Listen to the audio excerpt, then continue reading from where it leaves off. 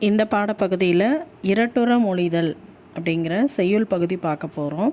இந்த செய்யுள் பகுதியை இயற்றியவர் சந்தக் கவிமணி தமிழ் அழகனார். ஆழிக்கு இணை என்ற தலைப்பில் கொடுத்துருக்காங்க. முத்தமிழ் துய்ப்பதால் முச்சங்கம் கண்டதால் மெத்த வணிகளமும் மேவலால் நித்தம் அணை கிடந்தே சங்கத்தவர் காக்க ஆழிக்கு இணை கிடந்ததே தமிழ் ஈண்டு. தனிப்பாடல் திரட்டு. இந்த பாடலினுடைய பொருள், இதில் தமிழ் கடல் இதை பற்றி தான் சொல்லியிருக்காங்க. தமிழ் இயல் இசை நாடகம் என முத்தமிழாய் வளர்ந்தது. முதல் இடை கடை ஆகிய முச்சங்கங்களால் வளர்க்கப்பட்டது.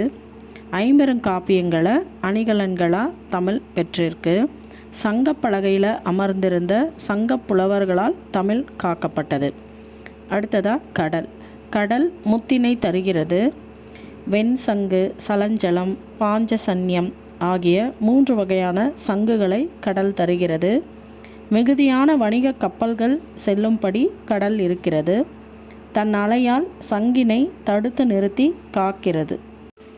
ஒரு சொல்லோ சொற்றொடரோ இரு பொருள்பட வருவது இரட்டுற மொழிதல் அணி எனப்படும். இரட்டுற மொழிதல் அணிக்கு ஸ்லேடை அணி என்று மற்றொரு பெயரும் உள்ளது. செய்யுளிலும் உரைநடையிலும் மேடை பேச்சிலும் ஸ்லேடைகள் அதிகமாக பயன்படுத்தப்படுகின்றன. புலவர் பலரின் பாடல்களின் தொகுப்பான தனிப்பாடல் திரட்டு 5ஆம் பகுதி கழகப்பதிப்பு என்னும் நூலிலிருந்து எடுத்து ஆளப்பட்டுள்ளது. இரட்டுற மொழிதல் என்ற இந்த பாடலை படைத்தவர் தமிழ் அழகனார். தமிழ் அழகனாரின் இயற்பெயர் சண்முக சுந்தரம். சந்தக் கவிமணி என்றும் தமிழ் அழகனார் அழைக்கப்படுகிறார். இலக்கண புலமையும் இளம் வயதில் செய்யுள் இயற்றும் ஆற்றலும் பெற்றவர் தமிழ் அழகனார். தமிழ் அழகனார் 12 சிற்றிலக்கிய நூல்களை படைத்துள்ளார். காலையிலேயே மாலையும் வந்துவிட்டதே என்று ஸ்லேடையோடு பேசியவர் கி. வா. ஜெகநாதன் அவர்கள். கச்சேரியில் அவருடைய காதிலும் கம்மல் குரலிலும் கம்மல் என்று ஸ்லேடையோடு கூறியவர் இசை விமரிசகர் சுப்புடு.